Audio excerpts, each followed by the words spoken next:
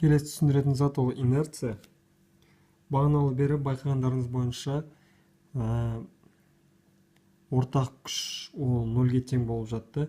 Ондай кезде бізде инерция жоқ. Ал енді ортақ күш бізде нөлге тең болмаса не болады? Егер ортақ күш бізде нөлге тең болмаса, онда бізде инерция пайда болады. Қазір мен сіздерге түсіндірем. Қараңыздар. Бір зат тұр, бұлай қаратай бір күш әсер етіп жатыр. Оның бір массасы бар. Бұның инерция дегенде бұда бір үдеу пайда болады. А деген. Кинематикада өтіп жүрген сол үдеу осы ғой. Енді қараңыздар, мына F ортақ осы F-қа тең ғой, басқа әсер етіп жатқан күш жоқ. Бұл яғни бұлай қаратай жылжып бастайды. Бұл осындай А деген үдеумен жылжуды бастайды. Және бұл А-ның формуласы неге тең болады? F тең ma. Енді қараңыздар. Осы затқа басқандай күштер әсер етсе, мысалы F1, бұлағырда F2, массасы m. F1 бізде F2-ден артық болсыншы. Яғни бұл бұлай қаратай қозғалып бастайды. F1 минус F2 неге тең болады? ma-ға. О дегеніміз бізде F ортақ. Динамикада есеп шығарған кезде ең бастысы ол суретін түсінікті қылып сала білу. Мысалы, қазір сіздерге бірнеше мысал келтірейін. Қараңыздар. Бұлай қаратай бір F болса, массасы m. Осының суретін қалай саламыз? Суретін салу деген ол мына бір күштердің суреті ғой. Бұлай қаратай бір F әсер етеді. Мына жерде тұр ғой. Сол үшін бұны жоғарыға қаратай бір n әсер етеді, нормал күш. Және центрынан төмен қаратай салмағы бар. Және массасы m. Енді қараңыздар.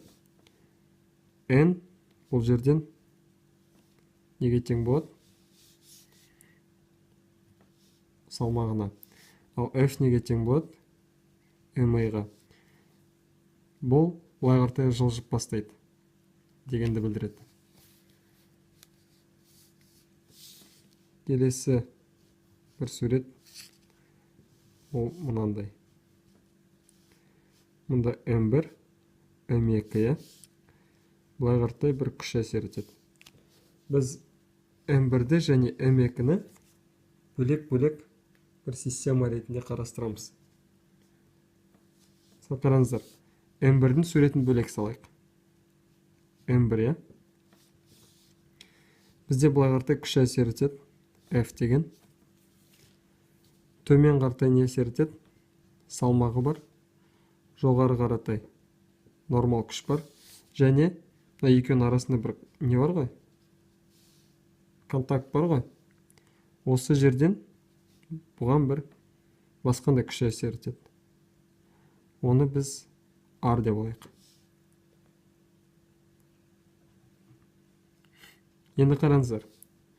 Мынау бүкіл система бұлай қаратай жылжып жатыр бір үдеумен, жылжуды бастайды ғой бір үдеумен.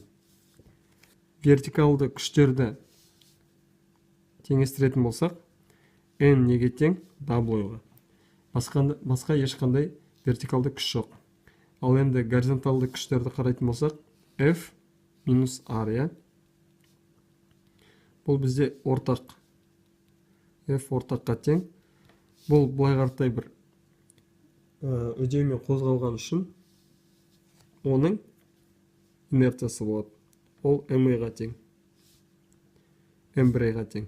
Себебі біз мұна массаны қарастырып отырмыз. Енді екінші суретті қарайтын болсақ, m2 деп алайық. Төмен қаратай W, W1, N1 деп алайық. W2, жоғарытай N2. Енді бұған қандай күш әсер етеді? Мына екеуінің арасындағы күш, яғни R. Мынаған қандай күш әсер етті? мынаған дәл сондай күш әсер етеді. R деген. Енді вертикалды күштерде не бар? N2 тең W2, я? Ал F ортақ неге тең? Бұл жерде R-ға тең ғой. Яғни R тең M2 E-ға.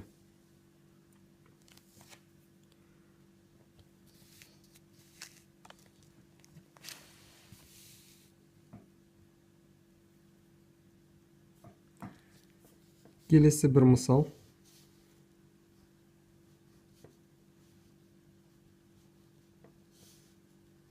M1, M2, оларға бір күш. Бұл жерде де екі түрлі система бар. M1 және M2, я? Бөлек-бөлек қарастырамыз. Мынау жіп. Бұның бір керілу күші болады. M1-ді қарайтын болсақ, M1, я? Төмен қартай не бар? Жаңағы салмағы бар. Жоғары қаратай нормал күш бар. N1, W1 деп алайық. Ал былай қартай не? Т. Жіптің керілу күші. Енді формулаларды жазатын болсақ, вертикалды күштерде қандай формула шығады? W1 неге тең? N1-ге. Ал горизонталды күштерді жазатын болсақ, F ортақ неге тең? T-ға тең болады, басқа күш жоқ. Бұл неге тең болады? M1 E-ға. Себебі бұл бүкіл система бір E деген үдеумен жылжиды. Ал енді екінші массаны алатын болсақ, бұлай қартай бір F деген күш бар. Артқа қартай жаңағы жіп. Жіптің керілу күші мынаған қандай әсер етсе, мынаған да дәл солай әсер етеді.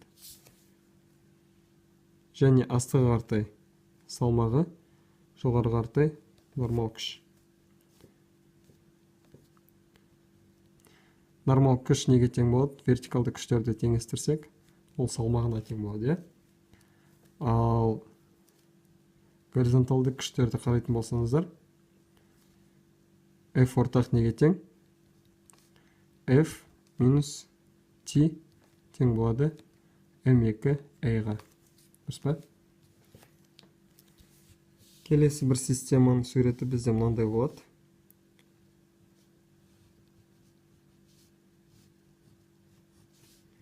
Мұнда M1, мұнда M2.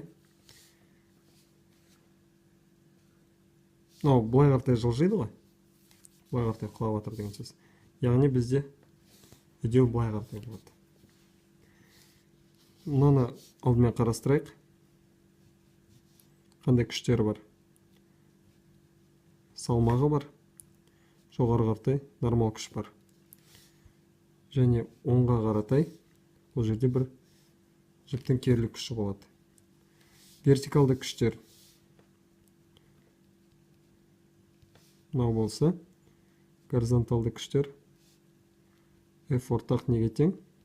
Теншінға ғой, басқа күш жоқ. Бұл M1 E-ға тең болады.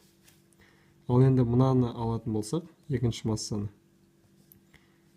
Бұда горизонталды ешқандай күш жоқ. Дұрыс па? Ал вертикальны төмен қартай W2, жоғары қартай Т бар. Т дегеніміз жіптің керілу күші. Ол былай қартай, жоғары қартай тартып жатыр бұны. Енді қараңыздар. Ол төмен қартай жылжып бар жатыр, дұрыс па? Яғни W2 бізде Т-дан үлкен ғой. F ортақ неге тең болады? W2 минус Т. Бұл бізде M2 E-ға тең болады. Тағы бір система.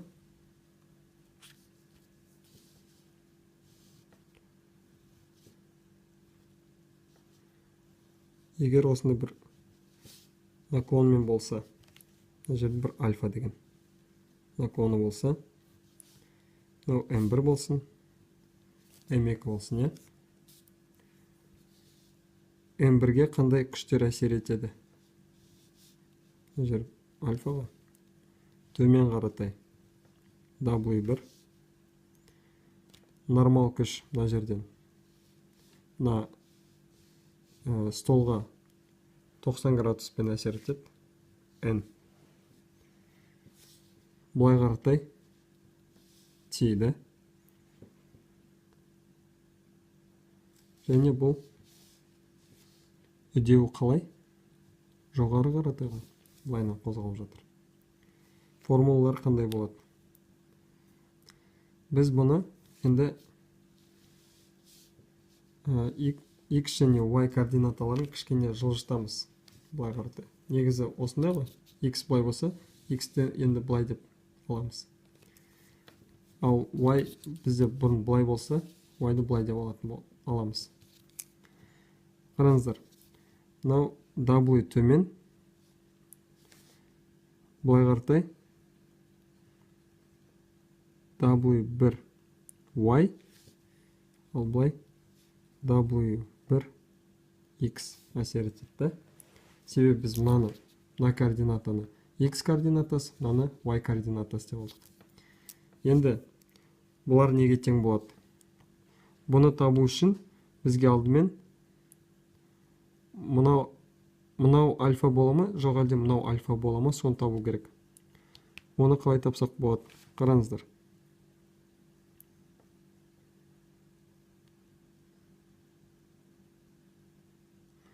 Мынау бізде бір тік үшбұрыш.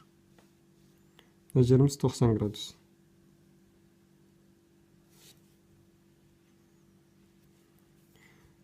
Мына жеріміз 90 градусқа. Мына жер, яғни 90 минус альфа болады. Дұрыс па? Мына бір угол. Енді мына бір бөлек үшбұрышты қарайтын болсақ, мына бір үшбұрыш. Мына жеріміз білеміз 90 минус альфа. Мына жерім 90.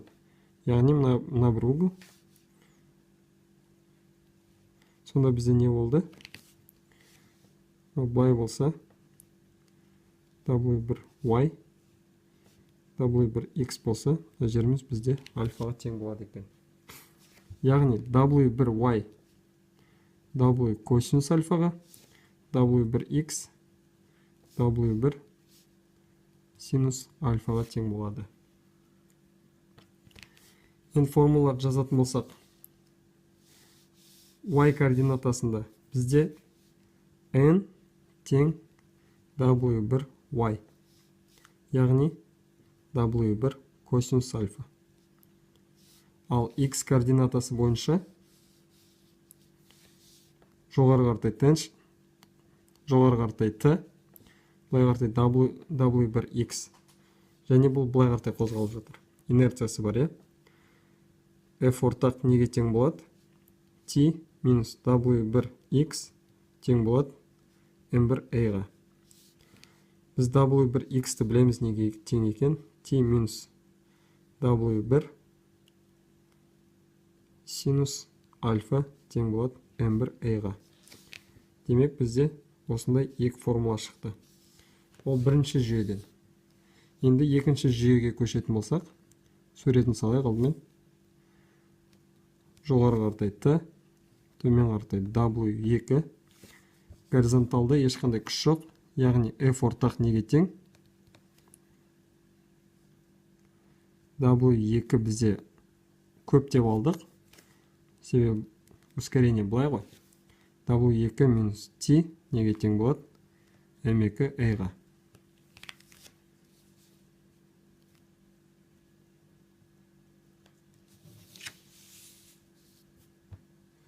Келесі жүйеміз бізде мынандай болады.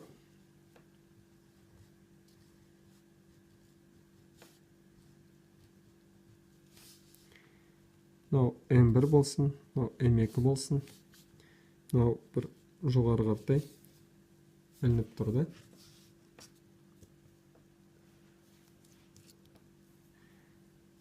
Бұны біз M1-ді артық деп алайық та. M1 артық болған үшін бұның үдеуі бұлай қаратай болады. Бұлайынан қозғалады, яғни. Енді бірінші мынаның суретін салатын болсақ, жоғары қаратай Т, төмен қаратай W1-ді үдеу бұлай. Яғни W1 артық бізде. W1 минус T неге тең болады? M1 A-ға. Бізде M1 ғой. Енді мынаны алып қарайтын болсақ,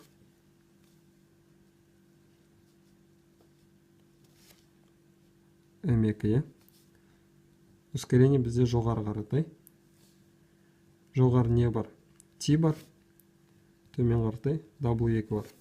Бұл жоғары қозғалған үшін бізде T W2-ден артық, дұрыс па? Яғни T-дан W2-ні азайтамыз. Бұл M2 A-ға тең болады деген сөз.